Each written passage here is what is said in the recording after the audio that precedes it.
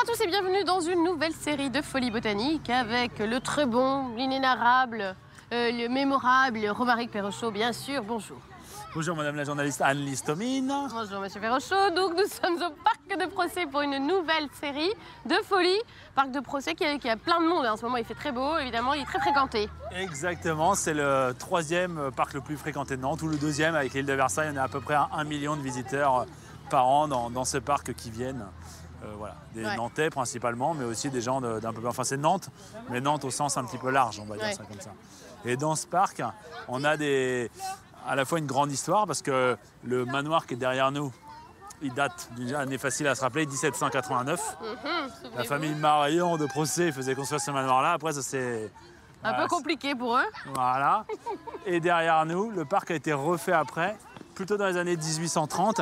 Et on le remarque puisque on a vraiment le style anglais dans toute sa splendeur, des allées. C'était à la mode à l'époque, c'est ça? Voilà, des grands modelés de terrain. Et donc on a un parc à l'anglaise avec des arbres sublimes. Il y a des marronniers, il y a des chênes, il y a des châtaigniers.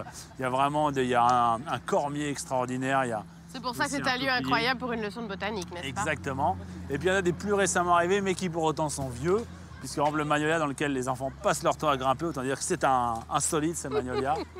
Il y a plusieurs magnolias ici qui viennent de belles propriétés, d'autres manoirs qu'il y avait dans le secteur. Ouais. Et quand on a rasé les manoirs, fait des immeubles, les jardiniers sauvaient les magnolias et les ont ramenés dans ce parc. C'est le cas de celui-là, c'est le cas du très très beau magnolia en fleurs là-bas qui est derrière. Ouais, voilà, c'est ça. Les magnolias qui sont sauvés de la promotion immobilière un petit peu. C'est un petit peu ça, voilà. Le magnolia était en promotion et donc on les a récupérés dans ce parc-là.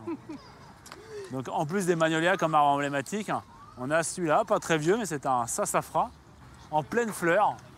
Et il a la particularité, on ne va pas le voir, mais de faire des feuilles très différentes les unes des autres. Il y en a, on dit, quand elles sont entières, c'est-à-dire que ça fait la forme d'une seule feuille.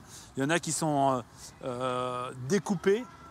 Et donc ça fait on a l'impression que sur le même arbre, il y a des feuilles, enfin c'est pas l'impression, il y a des feuilles très très différentes. Et il a pas mal d'usages aux États-Unis, puisqu'il est originaire des États-Unis. Et une des particularités, c'est qu'il a été ramené par le marquis Barin de la Galissonnière. Qu'on connaît aussi pour le magnolia. Exactement, celui qui a ramené le magnolia grandiflora et... Galissoniensis. Exactement. Comment je frime. Attends, je vais faire un beau plan sur les petites donc, fleurs. Là, exactement, et du coup, ce qu'il a ramené en même temps, c'était...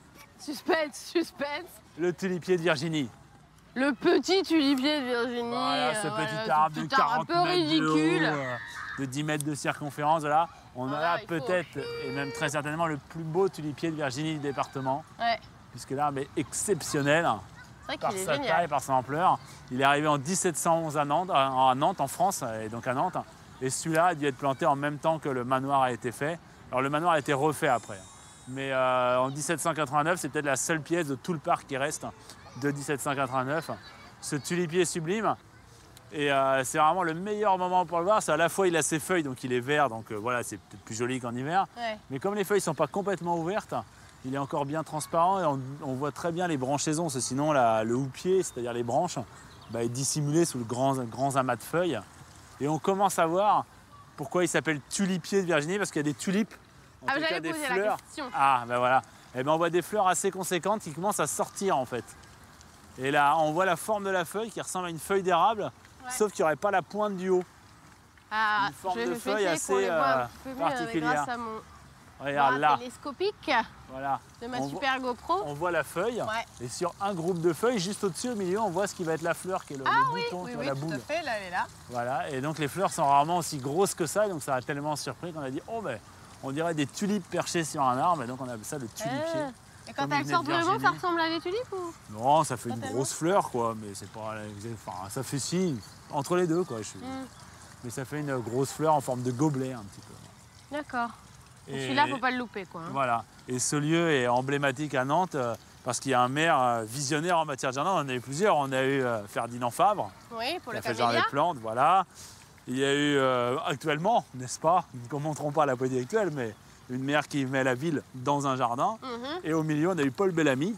On connaît l'avenue Paul Bellamy à Nantes. Et Paul Bellamy, il a acheté ce parc en 1912. Et une partie de ce conseil municipal était contre en disant « Mais qu'est-ce qu'on va acheter un parc à l'extérieur de la ville? On se demande à quoi ça pourrait servir. » Et donc, je n'ai pas la citation exacte en tête, mais en gros, il disait « Un jour, ce parc sera au milieu de la ville et on sera content d'avoir de grands espaces pour respirer. On était vraiment dans la période hygiéniste. On disait qu'il fallait que les ouvriers se promenaient. Et quand on le voit aujourd'hui, c'est un parc oui, il a eu le nez creux. Complètement intra-urbain. Voilà. Et la deuxième histoire, et c'est la plaque qui le rappelle là, c'est que dans le livre Nadja d'André Breton, il cite le parc de Procé en disant « S'il y a bien un lieu où il pourrait être surpris à tout moment, c'est Paris et Nantes, et plus précisément le parc de Procé qui explose de couleurs au printemps. » Et qui va continuer à nous surprendre dans les épisodes suivants. Merci beaucoup Romaric pour cette introduction au parc de Procé. On se retrouve la semaine prochaine. Salut! Salut!